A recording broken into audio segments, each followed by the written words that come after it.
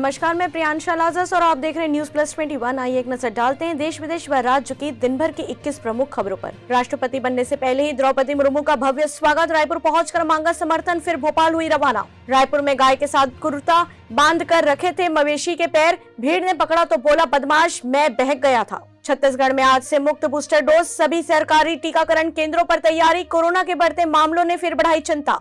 Bollywood actress की सड़क हादसे में मौत। उज्जैन से लौटते समय महाराष्ट्र में ट्रक से भिड़ी पुष्पांजलि शर्मा की बस, सीएम ने जताया शोक। लुलु मॉल विवाद, अखिल भारत हिंदू महासभा का कार्यक्रम स्थगित। 17 जुलाई को भारत चीन के बीच 16वें दौर की बातचीत होगी। मनी लॉन्ड्रिंग केस, पाक पीएम शहबाज शरीफ के बेटे सुलेमान को कोर्ट ने आरोपी माना।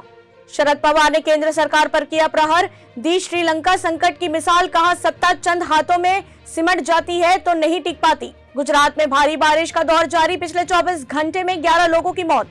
नवी मुंबई पुलिस ने 365 करोड़ रुपए की अफीम जब्त की। लखीमपुर हिंसा, आशीष मिश्रा की जमानत अर्जी पर सुनवाई पूरी, कोर्ट ने फैसला रखा सुरक्षित। बीसीसीआई में फिर बढ़ेगा गांगुली जय शाह का कार्यकाल, बोर्ड ने सुप्रीम कोर्ट में लगाई गुहार, जल्द करे मामले की सुनवाई। संसद भवन परिसर में धरना प्रदर्शन पर पाबंदी, विपक्ष के ऐतराज पर लोकसभा सचिवालय ने दी सफाई। श्रीलंकाई एयरलाइंस के विमान की चेन्नई हवाई अड्डे पर आपात लैंडिंग।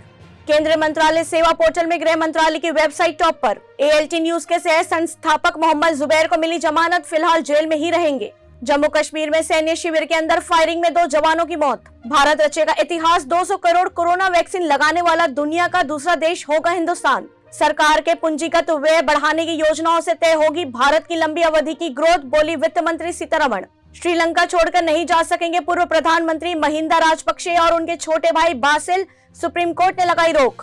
डांसर सपना चौधरी का छलका दर्द, बोली भगवान किसी लड़की को स्टेज परफॉर्मर ना बनाए। ऐसी तमाम जानकारियों से अपडेट रहने के लिए देखते रहिए न्यूज प्लस 21, आपके हक की बात।